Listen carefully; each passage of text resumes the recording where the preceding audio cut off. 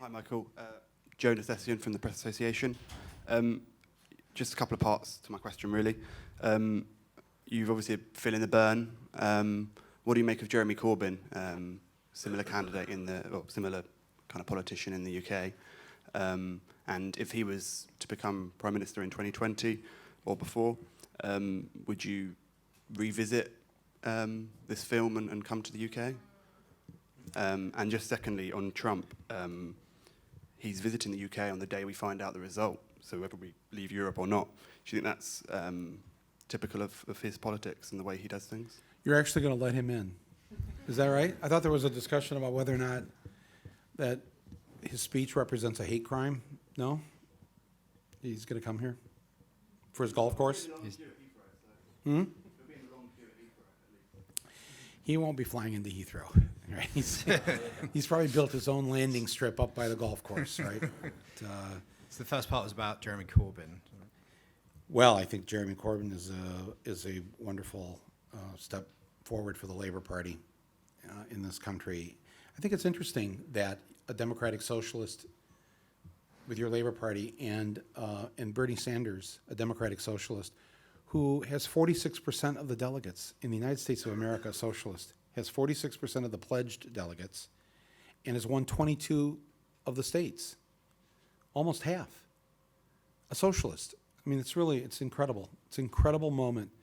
And when I saw that the party here had elected Corbyn, I thought, wow, talk about atonement for Blair. That's getting back to labor and what it stood for in its roots. And I wish Tony Blair was still around to be able to see this and the potential of what you suggested in 2020 or before even would be good.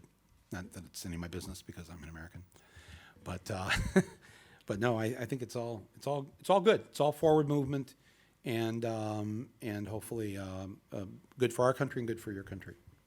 There's one final question I want to get in the middle there, but was there anything you wanted to say on the second part, Trump, golf course, day of the referendum? Trump is coming on the day we find out. I mean, is that antagonising, kind of using the media? I think he's a master at using the media, and the media is very willing to comply. And he's not as stupid as he looks. You should take it very seriously. He knows the manipulation that's going on here. And the use of propaganda and the way he's doing it is just brilliant in the sense that he has succeeded and has succeeded. 17 other candidates couldn't find a way to bring him down. 17 others.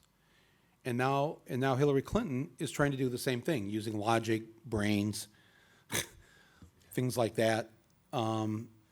It's going to require something else. My personal opinion is my hope that satire is what brings Donald Trump down.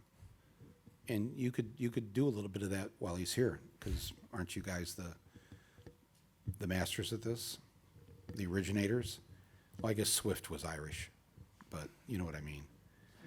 I'm going to take that one final question in the middle there, please. You got it. Yeah, great. Hi all, it's Henry Barnes here from The Guardian. Michael, could you just clarify exactly why Britain should stay in the EU for us? And to all of you, what do you think Barack Obama's legacy has been as president? Again, I don't think it's not really my place to tell you what I think you should do. I can say as an outsider, it's why would you do this? You saved Europe. Europe today is in large part because of you, the UK.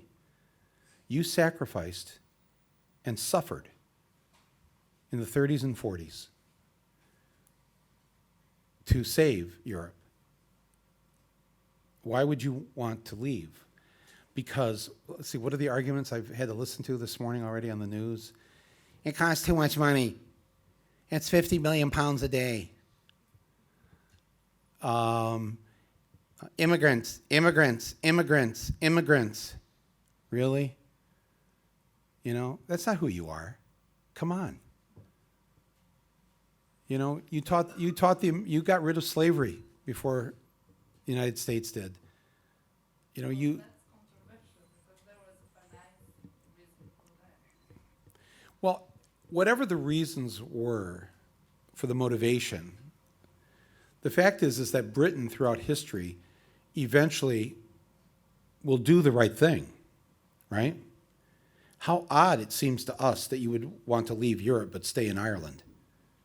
What? You know, seriously. We're leaving Europe, but we're staying in Ireland. You know, it's like, it seems a little bonkers to us, but it's your thing. It seems like the European Union, they let you play with your own money,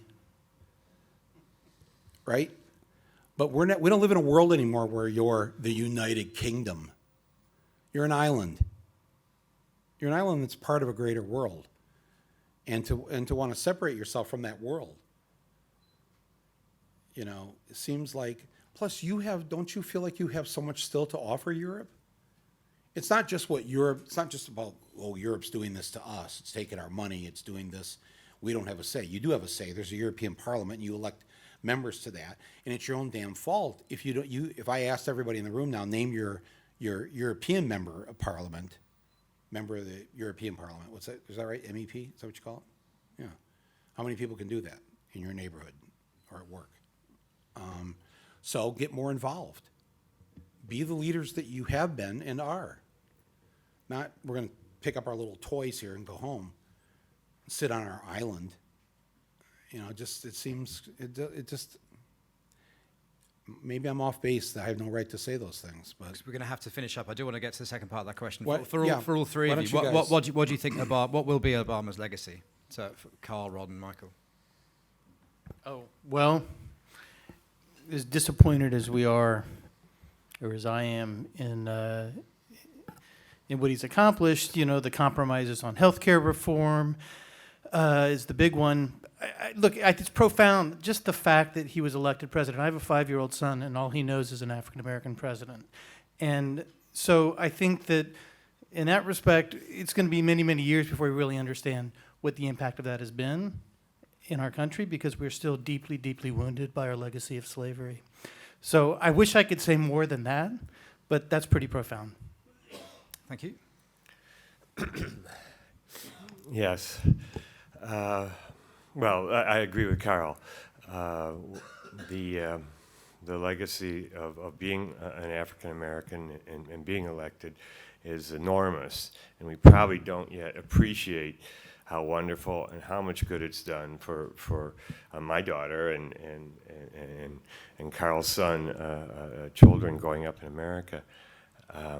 I think it's always going to be important to remember, yes, you know, we were disappointed in a lot of the compromises and healthcare and many other areas, but the Republican Party made a point to try as hard as they could to cause this man to fail in his job. I mean, at one point he's trying to appoint people who the Republicans wanted in previous administrations, or even proposing laws and policies that they had voted for in the past, and they'd vote no.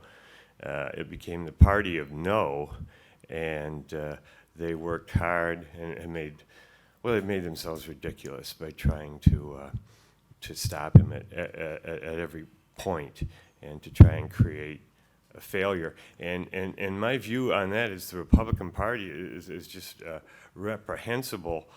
Their duty as elected representatives is to govern responsibly, and not to just try and make government less responsive and less useful and less pleasing to the population.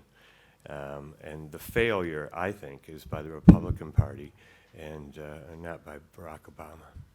Thank you. And Michael? And I agree with everything they said. We have our criticisms of Barack Obama. He's deported more immigrants than any previous president. He's arrested more whistleblowers than any previous president. He's turned his back on Flint, my hometown, with the crisis there. So many criticisms, but everything they said, it's all true. And history will look back and record that there was a racist party And this racist party did everything they could to stop him simply because he was black. They had no other reason. That a large percentage of that party didn't even believe he was born in the United States. 19% of Republicans, according to one poll, believe he's the Antichrist. In other words, he's the devil himself. But those are the dying voices. Last September was the first time in the history of the U.S. that the majority of children entering school in kindergarten were not white. That's the new America. And that's why Trump sounds the way he sounds, and his supporters and his rallies look strangely familiar. And they are having a hard time realizing that the end is near for the angry white guy being in charge. And they've had to suffer through 8 years of a black president. As Bill Maher refers to him, the way they look at it, they in their minds, his name is President Blackula. That's well, yeah, it's satire. That's how the Republicans think. They are. This is a racist party, and he won 2 times, and now hopefully we'll have our first female president, and hopefully she will not be to the right of him. Hopefully she will not be a hawk, and we're grateful that we talked about this. The day we went in to vote for him in 2008, each one of us, everybody teared up. We all cried that night when he won. We couldn't believe that in this country, with its history, with its racism, could do this. That we lived to see it. It was an amazing moment, and it's been an amazing time. And we didn't have to look at, press conferences with George W. Bush standing next to Tony Blair, and where they, what was my favorite quote with him and Blair standing there, and he says to Blair, "We use the same toothpaste." I'm going to have to bring things to a close. I know we've run out of time. I just want to remind everyone that Where to Invade Next opens in cinemas tomorrow, the 10th of June, and you're launching the film with a satellite Q&A with Michael Moore from the Sheffield Documentary Festival. They're going to show the film in 125. This is amazing. This distributor here, Dogwoof, they are beaming this thing from the opening night of the Sheffield Film Festival to 125 cinemas around the country. The film, right? Yeah, nationwide. Yeah, nationwide. That's a lot. This again, it's an island. Yeah. It's like that's a lot of cinemas, and the fact that the people will be able to see the film and be part of the Q&A from Sheffield, it's historic for a documentary filmmaker. I've never had that happen to me in my own country. The fact that I could come here and have this happen on this level is amazing, and it just reminded me. I was just earlier this morning, had breakfast with a British publisher, and I was saying how grateful I am that the Brits exist for me personally. That my politics and my sense of humor was acknowledged here first. The only reason I had those TV shows, we did the pilot for them there, but it was because the BBC and then Channel 4 stepped in and said, we want this show. And then NBC and the American networks picked it up. But it was the Brits who drove it. I've been able to have this career in large part because this country, which understands satire, appreciates it, and is not afraid to have a political debate and to consider having a debate about an economic system that is not based on capital. That this example of us being here and having this thing at Sheffield tomorrow night is one more in a series of reassurances to us that we're grateful that the UK exists. We're grateful for your support of the arts. We're grateful for the fact that you still buy books and read. And it's allowed us Americans to be able to do our work So I wanted to say that. Good luck with the event tomorrow night. Good luck. Well, thank with the you. release. Thanks for, and thank all of you for. Carl Deal, Rod Belson, Michael Moore. Thank you very much. Thank you. Ladies and gentlemen, you're watching Hey You Guys! Hey You Guys, huh? Hey, you guys. Is that from the Goonies? It is indeed, yes. Nice. Hey!